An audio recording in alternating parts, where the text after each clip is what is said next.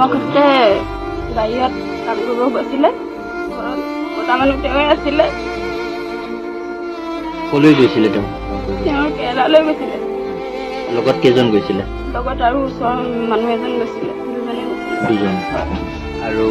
এতিয়া শেহতীয়াকৈ কি হ'ল তেখেতে কি গম পাইছে আপোনালোকে মাৰি পেলালে সিহঁতে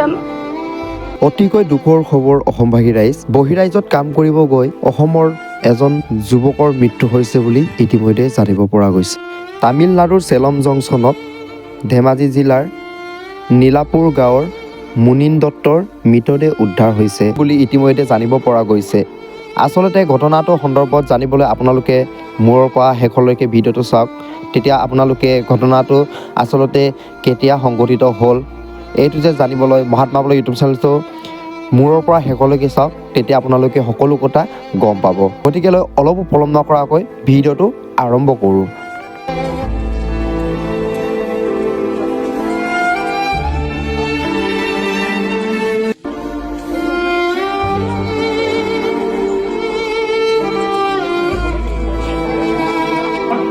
কৰ্মক্ষেত্ৰে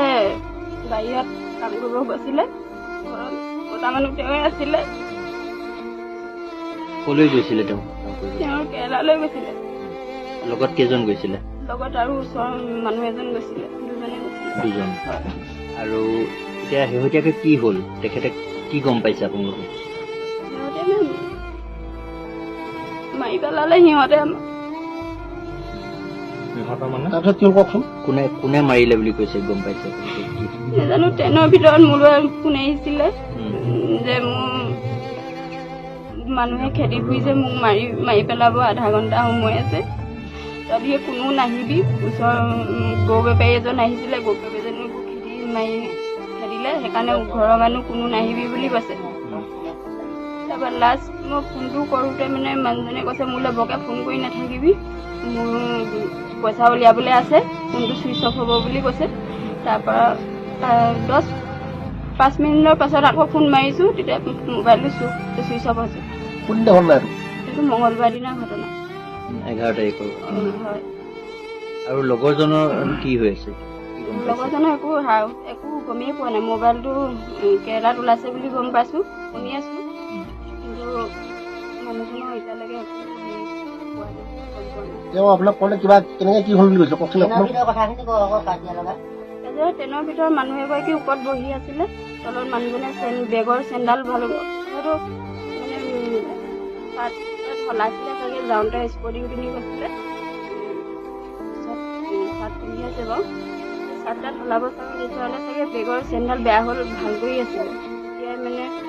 মানুহজনী চকুত পৰিলে বুলি কৈছে তেতিয়াই হস্পিটেল গৈছে বুলি কৈছে হস্পিটেলখন হওঁতে অকণমান দেৰি পিছত থাকোঁতে 1500 দিলোঁ বুলি কৈছে মানুহজনক কাক দিলে সেইটো নাজানো কিন্তু মানুহজনে দিছোঁ বুলি কৈছে মানুহজনকে দিছোঁ বুলি কৈছে কিমান সঁচা কথা আমি নাজানো যোৱা 8 নৱেম্বৰৰ কেৰেলালৈ যোৱা নীলপুৰ গাঁৱৰ মুনীন দত্ত আৰু ৰাজীৱ চেতিয়াৰ যি ঘটনা সেই ঘটনাটোৱে আচলতে নতুন নহয় এই অঞ্চলত আৰু কেইবাজনো ৰাজীৱ কোচ আৰু চিৰপানী অঞ্চলৰ ফুকন উপাধি এজন এতিয়ালৈকে নিৰুদ্দেশ হৈ আছে আৰু ৰাজীৱ কোচ আজি 1.5 বছৰৰ পৰা সেই অঞ্চলতে প্ৰায় নিৰুদ্দেশ হৈ আছে আৰু আপোনাৰ চিৰপানী অঞ্চলৰ যিটো মাথাদাং অঞ্চলৰ যে ফুকন উপাধি যি ল'ৰা সেইটো এতিয়া ৰিচেণ্ট নাইকিয়া হৈ আছে এই ঘটনাবোৰে বাৰে বাৰে যে হৈ আছে ইয়াৰ এটা